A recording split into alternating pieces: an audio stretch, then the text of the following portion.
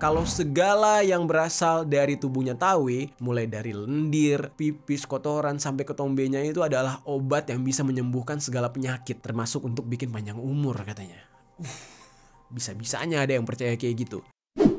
Yo geng, tekan tombol subscribe geng. Halo geng, welcome back to Kamar Jerry.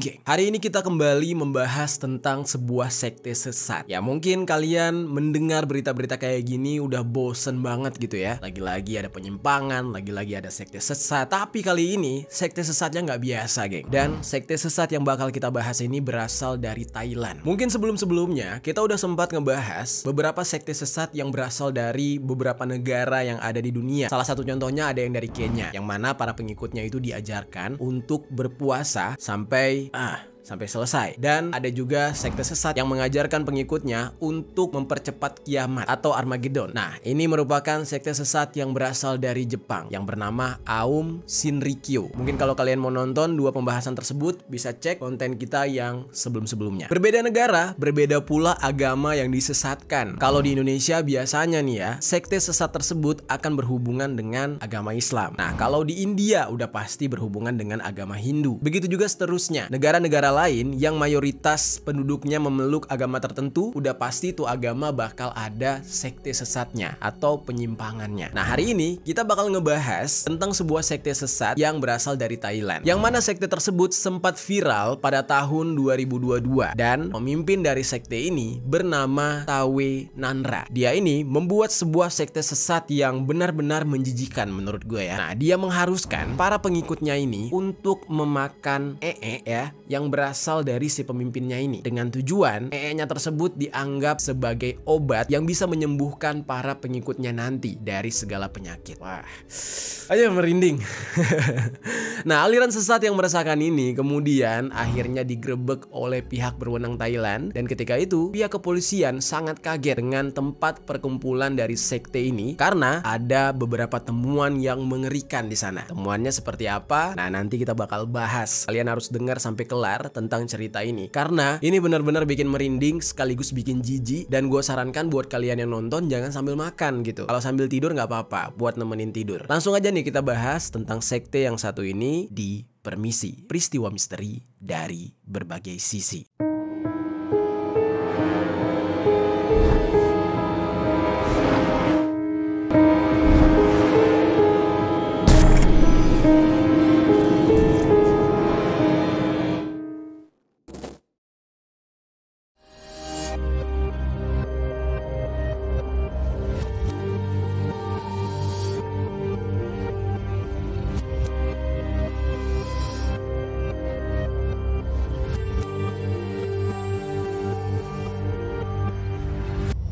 Oke, untuk pertama-tama kita langsung bahas aja nih profil dari si pemimpin sekte ini yang bernama Tawe Nanra.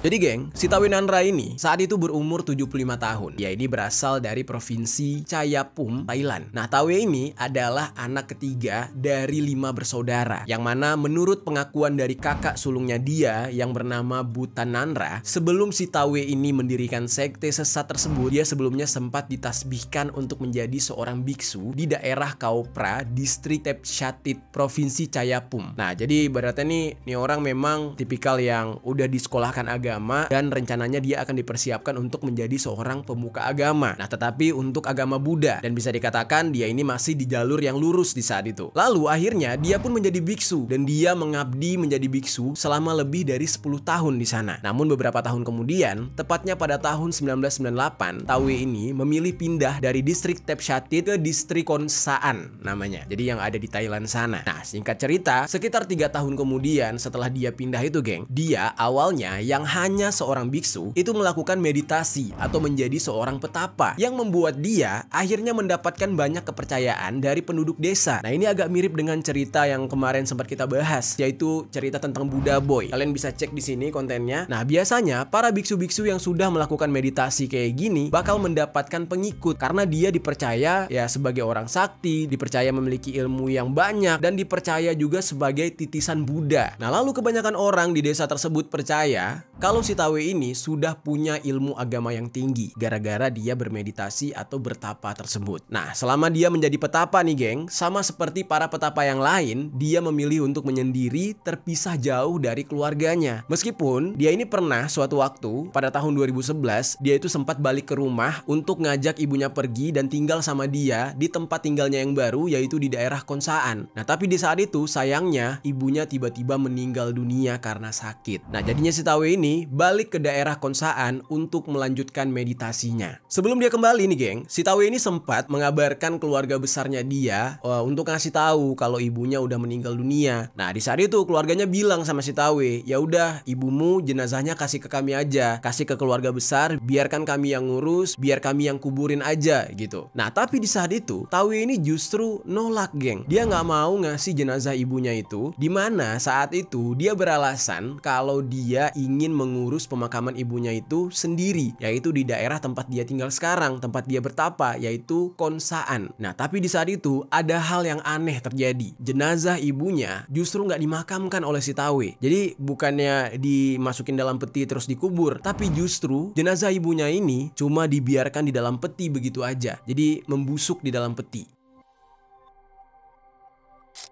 Lalu salah satu kakak dari si Tawe ini mengaku pernah melakukan kunjungan ke tempat tinggalnya Tawe yang berada di daerah Konsaan. Dia di sana selama beberapa hari. Keluarga besarnya awalnya nggak tahu kalau ternyata jenazah ibunya si Tawe ini ternyata nggak dikubur. Bahkan kakaknya juga nggak tahu. Nah, terus yang lebih mengagetkannya lagi, kakaknya si Tawe yang bernama Butan ini selama dia berada di daerah tempat tinggalnya si Tawe, dia merasa kaget karena ternyata adiknya si Tawe sangat dihormati di lingkungan tempat dia tinggal. Nah, si kakaknya ini jadi bingung. Kok bisa si Tawe ini dihormati oleh warga sekitar? Sampai-sampai warga sekitar yang tahu kalau Butan ini adalah kakaknya Tawe, dia juga ikut dihormati. Jadi seolah-olah kayak malaikat gitulah di kampung tersebut. Dikatakan juga oleh kakaknya kalau banyak orang yang datang ke Tawe untuk memberikan makanan. Jadi kayak ada ya seserahan berkah gitulah. Dan Butan sendiri melihat kalau adiknya ini memiliki beberapa pengikut yang jumlahnya ada sekitar 50 orang. Nah, cuma para pengikutnya ini rata-rata adalah lansia. Dan sebagai seorang biksu dan juga sekaligus petapa, banyak orang yang mencari pertolongan sama adiknya ini, sama si Tawe. Termasuk orang-orang yang sedang sakit itu meminta kepada si Tawe untuk bisa diobati. Nah, mulai saat itu si kakaknya ini kaget. Dia makin bingung lagi. Ini adik gue siapa ya? Biksu, petapa, tapi sekaligus tabib juga, bisa ngobatin gitu. Nah, pada saat itu memang kakaknya yang bernama Butan ini sempat bingung geng. Tapi dia tidak menemukan adanya hal-hal yang aneh atau janggal. Tawe di saat itu beserta dengan para pengikutnya yang sudah lanjut usia itu mengobati orang-orang menggunakan obat-obatan yang berasal dari alam, atau dengan kata lain obat alternatif herbal gitu. Nah, tapi di saat itu lama-kelamaan si kakaknya ini mulai sadar ada yang aneh dari adiknya ini, yaitu ketika dia nggak sengaja nemuin kalau jenazah ibunya yang selama ini nggak dibolehin oleh si Tawe untuk diurusi oleh keluarga besar ternyata nggak pernah dimakamkan. Jadi jenazah ibu mereka hanya dibiarkan begitu aja di dalam peti. Disitulah kakaknya ini kaget. Dan yang lebih kagetnya lagi, ternyata di rumah adiknya ini gak cuma hanya ada jenazah ibu mereka aja, melainkan ada 4 jenazah yang lain, yang mana salah satu diantaranya adalah jenazah dari seorang wanita yang umurnya masih cukup muda, yaitu sekitar 25 tahun. Nah, mulai dari situlah si kakaknya ini menyadari bahwa dia sudah menemukan hal aneh dari adiknya ini. Di saat itu dia berpikir, ini adiknya dianggap sebagai orang yang suci, dianggap sebagai orang yang berilmu, tetapi justru adiknya ini melanggar ajaran agama Buddha. Ya tentu aja ada 4 jenazah yang gak dikubur oleh si Tawe. Lalu geng, ini masih menurut pengakuan dari si kakak yang bernama Buntan tadi. Dia pernah suatu waktu lagi ngobrol sama si Tawe, tapi si Buntan ini merasa obrolan dari si Tawe ini aneh banget. Tawe di saat itu terus-menerus mengatakan kalau dia adalah orang sakti yang bisa tetap hidup meskipun hanya makan 1 kali seumur hidupnya. Nah, jadi dia ini selalu mengungkapkan kalau dia ini bukanlah seorang seorang manusia biasa, dia memiliki banyak ilmu gaib, banyak kesaktian, pokoknya beda lah dari yang lain. Kalau menurut Buntan juga, adiknya ini sebenarnya selama ini nggak pernah kayak gitu. Jadi dia ini mulai kelihatan aneh setelah dia tinggal di daerah Konsaan, yang tiba-tiba dihormati lah, tiba-tiba ngakunya orang sakti lah. Jadi semenjak dia pindah dan jauh dari keluarga. Tapi menurut yang gue lihat nih geng ya, mungkin aja Tawe ini menganggap dirinya itu sakti gara-gara banyak orang yang memuja-muja dia, banyak pengikut, banyak penggemarnya. Jadi akhirnya ya dia dianggap sebagai orang sakti dan dia pun mengiyakan hal itu gitu. Oh iya, gue ini sakti nih gitu. Nah kemudian singkat ceritanya, setelah kakaknya tahu, si Buntan ini tahu kalau adiknya itu mengaku sebagai orang sakti dan dihormati, gak lama kemudian tiba-tiba media lokal dari Thailand mencoba mencari tahu tentang Tawe ini. Media tersebut bukannya langsung datang ke Tawe, tapi mereka justru menemui salah satu kerabatnya Tawe yang bernama Sompong Saenlo yang tinggal di daerah distrik Nong Ruea. Distrik tersebut dikatakan juga adalah kampung halamannya dari Tawe sendiri, dan kerabatnya yang bernama Sompong ini itu adalah paman mertua dari si Tawe. Nah jadi menurut pengakuan dari Sompong, Tawe ini dulunya sering menginap di rumahnya Sompong di masa kecilnya. Nah jadi masa kecil Tawe ini Sompong tahu banget gitu, anaknya seperti apa, dari background yang bagaimana, sikapnya segala macam si Sompong ini tahu lah. Tapi sekitar 30 tahun yang lewat itu Sompong sudah tidak pernah bertemu dengan si Tawe lagi. Nah sehingga menurut Sompong, banyak warga di kampung halamannya udah lupa nih dengan sosok Tawe karena udah berbeda lah gitu. Nah si pamannya ini juga bercerita kalau sebelum Tawe mendirikan sebuah sekte, Tawe ini memang memiliki kemampuan untuk menyembuhkan penyakit. Ya kalau di Indonesia tuh kayak Ponari Sweat lah ya kan, batu ponari gitu. Nah ada aja gitu yang percaya. Pernah suatu ketika nih menurut si pamannya ini, dia merasa lagi nggak enak badan. Nah terus dia ngasih tahu si Tawe. Tidak lama setelah itu, Tawe itu melakukan meditasi. Lalu setelah dia meditasi, dia mengatakan kepada si pamannya Sompong untuk melakukan ritual sesuai dengan arahannya Tawe. Dan ajaibnya, si pamannya yang bernama Sompong ini tiba-tiba sembuh. Dan dari situlah si pamannya ini nganggap Tawe memang anak ajaib, punya kesaktian. Nah, lalu singkat cerita mengenai berita Tawe ini bisa menyembuhkan penyakit itu tersebar gitu dari mulut ke mulut, yang membuat orang-orang di sana dari berbagai daerah gitu ya datang ke rumahnya Sompong untuk meminta kesembuhan kepada keponakannya si Tawe. Nah selain meminta kesembuhan, banyak juga orang-orang yang datang menemui Tawe di rumahnya Sompong untuk meminta keselamatan dan meningkatkan spiritualitas. Jadi orang-orang tuh udah percaya tahayul tersebut. Nah terus dikatakan juga oleh Sompong kalau ada orang yang datang ke sana untuk meminta Tawe menyembuhkan ilmu hitam. Jadi ada orang yang kena santet gitu geng. Dan ternyata entah gimana caranya Tawe justru berhasil menyembuhkan orang tersebut. Nah namanya semakin harum, dia semakin dipercaya oleh banyak orang. Kesaktian Tawe dalam menyembuhkan penyakit ini membuat nama Tawe semakin terkenal. Oke, sekarang kita masuk ke dalam pembahasan intinya nih geng, yaitu sekte yang didirikan oleh Tawe Nanra ini. Seperti apa wujudnya?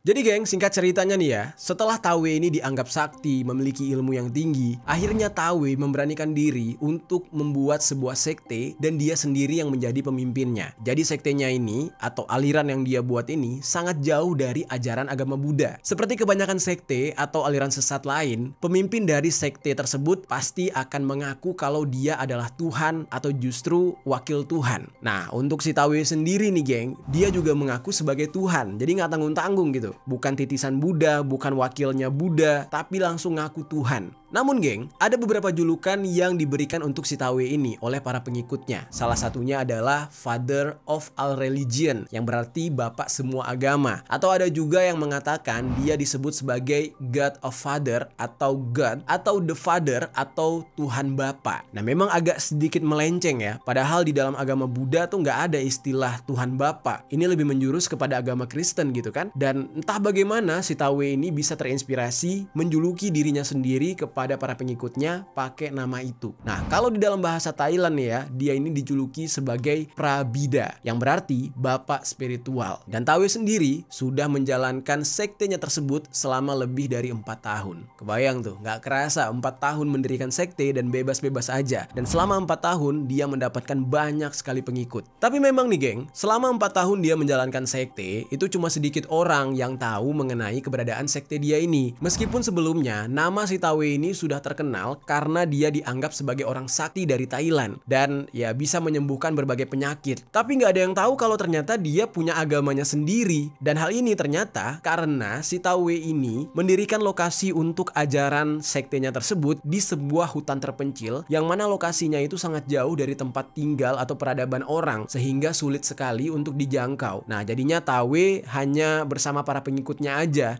yang ada di sana. Jadi kayak terisolasi lah gitu. Dengan kata lain, dia mendirikan sebuah pondok untuk sektenya itu dan orang-orang yang ke sana itu hanya orang-orang tertentu yang memang sudah menjadi pengikutnya dia. Mereka jarang sekali melakukan kontak dengan masyarakat dari luar lokasi tersebut. Terus pasti kalian bakal bertanya-tanya nih, kalau memang mereka sangat terpencil, terisolasi ya kan lokasinya gitu. Terus gimana bisa ketahuan? 4 tahun loh berjalan, kok tiba-tiba bisa ketahuan, terungkap gitu. Nah, jadi nih geng ya, kita bahas nih bagaimana awalnya sekte dari si Tawe ini bisa tersebar luas dan menjadi sebuah masalah. Semua ini berawal dari pengakuan oleh seorang perempuan yang bernama Kun Jenjira, yang pada saat itu perempuan ini berusia 53 tahun. Dia ini berasal dari daerah Konkaen. Jenjira ini itu punya ibu yang namanya Noi. Ya ibunya udah pasti lansia lah, umurnya sudah 80 tahun. Jadi pada suatu hari nih, ibunya Kun ini yang bernama Noi itu pergi ke sebuah tempat pertapaan, tetapi di saat itu si ibu ini nggak kunjung pulang lagi ke rumah. Itu selama beberapa hari. Ya mungkin wajar aja, namanya juga orang tua. Dia bertapa ke hutan gitu ya bisa aja hilang atau dimakan oleh binatang buas gitu kan. Logiknya gitu. Nah tapi karena anaknya merasa khawatir dengan kondisi ibunya yang memang udah lansia di saat itu, akhirnya Kun Jenjira si anaknya itu ngajak anggota keluarganya buat nyari si ibu alias Noi tadi. Nah sampai pada akhirnya mereka berhasil mendapatkan informasi kalau ibu mereka sedang berada di sebuah tempat pertapaan milik Tawe.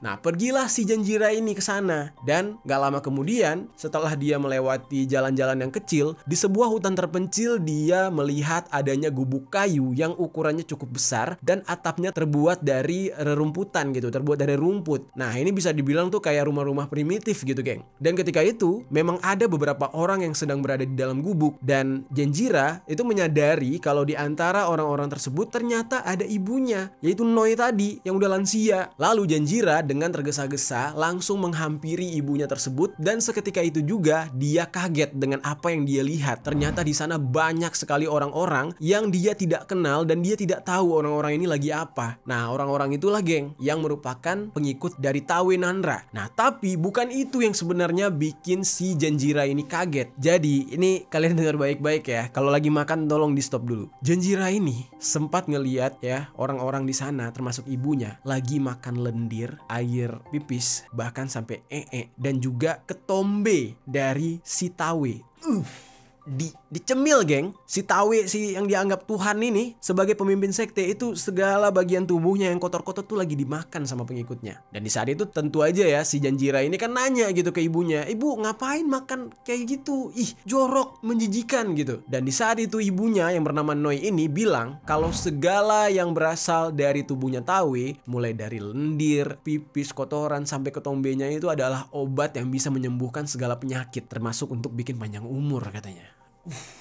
Bisa-bisanya ada yang percaya kayak gitu. Dan bahkan nih ya, daki dari Tawe ini juga menjadi obat yang harus dimakan oleh para pengikutnya geng. Terus gak cuma itu, si anaknya yang namanya Jenjira tadi juga lihat ada beberapa peti yang isinya adalah jasad yang ditaruh di dalam gubuk dan dibiarkan begitu aja berdampingan dengan manusia-manusia lain yang merupakan para pengikut Tawe. Kan itu bahaya banget geng, bisa jadi penyakit gitu kan. Kalau itu jasad membusuk itu bakal banyak bakteri, virusnya, dan itulah yang mereka percaya. Dan para pengikutnya itu juga tidak merasa risih dengan keberadaan peti-peti berisikan jasad-jasad membusuk tersebut. Sampai sini kalian udah bisa ngebayangin ya geng, gimana menjijikannya sekte dari Thailand ini. Nah lalu geng, di saat itu orang-orang di sana yang merupakan pengikut dari Tawe itu melihat Jenjira ini dan merasa asing gitu. Dan di saat itu juga Jenjira ini diperintahkan oleh para pengikut Tawe untuk sujud kepada Tawe dengan meletakkan kedua tangannya di atas satu sama lain lalu menundukkan kepala ke tanah. Jadi untuk penghormatan terhadap Tuhan mereka yaitu si Tawe tadi. Lalu Jenjira karena dia ketakutan, dia pun melakukan hal itu. Dia diminta untuk melakukan itu sampai 9 kali. Dan ada peraturan yang mengharuskan menganjurkan agar perempuan itu menggunakan sarung sampai selutut, sementara laki-laki harus memakai celana panjang. Nah, Genjira serta anggota keluarganya yang udah ketakutan ini mau nggak mau mengikuti arahan dari para anggota tersebut. Nah, ketika dia berada di sana, semua orang itu nggak boleh menggunakan alas kaki untuk menunjukkan rasa hormat kepada si Tawe. Nah, lalu Genjira ini pada akhirnya berhasil membawa ibunya keluar dari tempat tersebut. Entah gimana ceritanya, yang jelas pokoknya dia berhasil lah di sana. Setelah dia berhasil keluar dari sekte tersebut, dari tempat sekte ini, dia kemudian mencoba untuk melaporkan hal ini. Tapi yang pertama kali dia lakukan nggak langsung lapor ke polisi, karena dia tahu kalau dia lapor ke polisi paling nanti nggak bakal ditanggepin gitu, karena harus viral terlebih dahulu, karena ini berhubungan dengan agama gitu. Nah, akhirnya dia ketemu sama salah satu YouTuber atau konten kreator yang bernama Jirapan Pet Cow. Nah, kalau kalian mau tahu, si Jirapan ini punya channel YouTube, kalau nggak salah gue ya, namanya Morpla gitu, apa Morpia namanya. Nah, dia ini sering bahas seputar sekte yang ada di Thailand. Nah, terus si pemilik akun Morpla ini ternyata dipercaya juga oleh warga Thailand. Dia ini memiliki kekuatan khusus kayak anak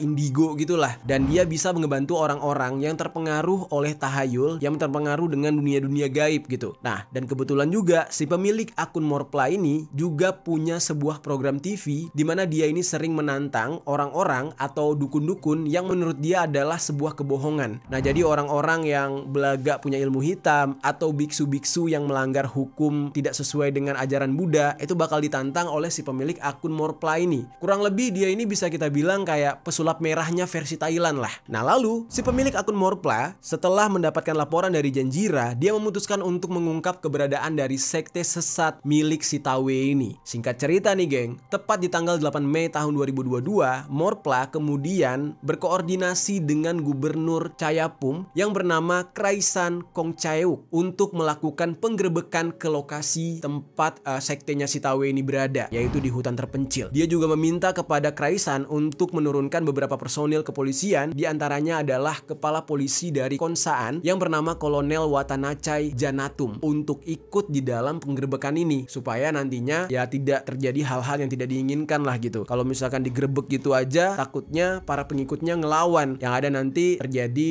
ya pertumpahan darah gitu kan. Nah, makanya harus ada aparat kepolisian. Akhirnya diputuskanlah mereka pun berangkat, semuanya bergabung berangkat lah di saat itu. Morpla, Kraisan, Janatum dan beberapa personil lainnya itu akhirnya melakukan perjalanan, dan tidak lama kemudian tibalah mereka di lokasi tempat sektenya si Tawe, geng. Nah, di saat itu mereka kaget, mereka mendapati si Tawe ini sedang dikelilingi oleh 30 orang pengikutnya yang merupakan orang-orang tua dan lansia. Jadi yang udah gampang banget dibodoh-bodohin deh. Terus geng, pada momen itu kan itu tahun 2022, kan masih Covid tuh, masih lockdown, masih pandemi gitu ya, yang mana setiap negara udah pasti melakukan peraturan untuk wajib menggunakan masker. Nah, sementara Tawe dan para pengikutnya itu nggak menggunakan masker sama sekali. Dan di saat itu Morpla serta anggota-anggota yang lain yang melihat kondisi para pengikut Tawe, mereka kaget, mereka nggak percaya dengan apa yang mereka lihat. Pengikut Tawe di saat itu sedang memakan lendir-lendir yang berasal dari Tawe serta meminum pipisnya Tawe. Bahkan sampai ada yang makan dakinya yang baru aja dilepas dari tangannya, geng. Jijik banget. Dan mereka di saat itu nggak peduli dengan datangnya si Morpla serta anggota-anggota lain. Mereka tetap melakukan ritual tersebut, memakan hal-hal yang menjijikan itu. Dan ketika mereka ditanyai mengapa mereka melakukan hal tersebut, ya jawabannya karena mereka percaya kalau Tawe ini bisa menyembuhkan mereka dari berbagai penyakit. Karena menurut mereka apapun yang keluar dari tubuh Tawe itu adalah obat. Di saat itu, Morpla ini sempat punya kesempatan untuk ngobrol sama si Tawe ini. Dia nanya lah sama si Tawe mengenai alasan mengapa pengikutnya itu menganggap dia sebagai Tuhan, dan juga segala sesuatu yang kotor dari tubuhnya adalah obat. Namun di saat itu, Tawe ngejawab nih. Dia bilang dia nggak pernah mengajarkan sama pengikutnya kalau dia ini adalah Tuhan, tapi itu adalah berdasarkan kepercayaan para pengikutnya sendiri, katanya dia. Nah, lalu di saat itu, para anggota kepolisian bingung ini harus diapain nih orang gitu ya. Kan harus ada dasar hukum yang jelas gitu. Nah, di saat itu sesuai dengan pengakuan Genjira bahwa di dalam sekte milik Tawe ini mereka menyimpan beberapa peti jenazah yang berada di dalam pondok tersebut, yang berada di dalam tempat sekte tersebut, dan totalnya ternyata ada 11 jenazah, termasuk diantaranya adalah ibu dari Tawe sendiri yang gue ceritakan sebelumnya, geng. Para pengikut dari sekte ini mengaku kepada Morpla dan juga anggota lain kalau jenazah yang berada di dalam peti tersebut adalah para pengikut yang sakit dan datang ke Tawe untuk mengobati penyakit mereka. Nah, tapi sayangnya nyawa mereka tidak sempat tertolong dan berakhir meninggal dunia. Mereka itu nggak dikubur oleh Tawe, tetapi digeletakkan saja di dalam peti sampai membusuk. Alasan kenapa jenazah-jenazah ini nggak dikubur dan diletakkan aja di sana, karena mereka percaya kalau Tawe yang dianggap sebagai Tuhan ini bisa mengirimkan mereka ke surga kemudian hari. Jadi jenazah tersebut dianggap sedang menunggu giliran mereka untuk berangkat lalu dimasukkan ke dalam surga oleh Tawe, makanya nggak dikubur. Nah, pada awalnya nih ya, Morpla dan anggota yang lain itu sempat berpikir kalau jenazah tersebut sengaja diawetkan seperti mumi. Tetapi setelah peti tersebut dibuka, ternyata jenazah-jenazah itu gak diawetkan sama sekali. Gak ada formalin, gak ada pengawet apa-apa. Yang mana jenazah-jenazah itu diurus sepenuhnya oleh para pengikut Tawe dengan memasukkan mereka ke dalam sebuah kantong plastik zip, baru kemudian dimasukkan ke dalam peti dan dibiarkan membusuk kayak gitu aja. Dan di peti tersebut mereka membuat sebuah lubang kecil di bagian bawah peti dengan tujuan agar ketika jenazah itu mencair, cairan dari jenazah tersebut bisa mengalir keluar dan jatuh ke tanah. Jadi proses pembusukannya itu benar-benar secara alami. Lalu geng, ketika diidentifikasi nih, ternyata semua jenazah tersebut memiliki surat kematian yang sudah dikeluarkan oleh otoritas setempat. Jadi nggak ilegal geng. Jadi kematian mereka itu tercatat, terdata gitu. Hanya saja mereka itu nggak dikuburkan secara layak sesuai dengan ajaran agama. Nah, dan di saat itulah si Tawe ini nggak bisa disalahkan atas jenazah-jenazah tersebut karena semuanya bersurat ya kan, semuanya resmi gitu. Nah, terus nggak cuma itu nih geng, ada sebuah video yang juga memperlihatkan lokasi keberadaan dari sekte tersebut, di mana di sana itu terdapat banyak sekali kendi atau gentong yang berisikan air. Tapi kalau dilihat sih, airnya itu bukan air bersih karena warnanya udah kehitaman. Nah, di salah satu gentong itu ada semacam gayung yang bisa dipakai untuk membasuh dalam acara keagamaan, sehingga diduga kalau air tersebut itu digunakan untuk ritual yang mereka lakukan untuk menyembah Tawe. Nah, namun geng, yang bikin jijinya nih ya, air itu terlihat seperti air kotor, bukan yang berasal dari mata air yang sudah pasti bersih. Dan karena merasa penasaran, nah beberapa pihak yang datang ke sana yang ikut dalam penggerbekan itu mencoba untuk mencari tahu air dari gentong tersebut. Nah, mereka mencoba menggunakan tongkat kayu. Lalu ketika kayu itu diangkat, itu gue nggak tahu ya, itu terlihat jelas kayak serabut apa gitu geng. Nah, apa itu rumput atau rambut gitu, intinya itu kayak serabut lah. Nah, akhirnya gentong tersebut pun dipecahkan dan dikerok isi gentongnya. Barulah di situ mulai terlihat ada kerangka dari hewan, batok kelapa, serta serabut-serabut itu tadi geng. Jadi itu air bener-bener jorok banget. Warnanya bisa kita katakan lebih mirip kayak sampah-sampah ya yang ada di kali gitu. Nah, lo bisa bayangin ya kalau anggota tubuh lo disuruh basuh pakai itu atau mandi pakai air sekotor itu, geng. Jorok banget. Terus, geng, terlihat juga ada sebuah tempat penyimpanan botol-botol gitu, geng. Kayak botol kemasan tapi semuanya itu dalam keadaan kosong dan bersih. Nah, masalahnya tempat penyimpanannya itu yang jorok banget, geng. Yang mana di bagian atapnya itu sudah banyak noda hitam yang kemungkinan disebabkan karena kondisi udara yang lembab. Nah, ternyata mereka ini memproduksi bahan makanan sendiri loh, geng. Jadi selama mereka tinggal di sana itu mereka masak sendiri, nyari makanan sendiri, pokoknya cukup mandiri lah di sana. Nah, tapi sayangnya nih ya, karena videonya itu pakai bahasa Thailand, jadinya gue agak kurang paham dari penjelasan si video. Tapi kalau gue lihat nih geng ya, bahan makanannya itu dibungkus dengan rapi, kayak makanan-makanan di pasar-pasar gitu. Dan semua bahan makanan yang mereka produksi itu ternyata sebagian besarnya mereka jual di pasar juga. Jadi mereka cari duit juga nih geng, para anggota sekte ini. Dan bahan makanan tersebut diproduksi di tempat sejorok itu. Kebayang kalau orang yang nggak tahu gitu pada makan tuh bahan makanan yang mereka produksi. Dan tempat penyimpanan dari bahan makanan tersebut juga ya ampun jorok banget, geng. Ada semacam cool box yang ketika dibuka nih ya, itu banyak belatungnya. Nah, lalu ada banyak ember yang juga berada di tempat yang sama, dan ketika dibuka itu ternyata udah dikerubungi sama lalat. Lalat-lalatnya tuh lalat-lalat hitam gitu, tapi ya kayak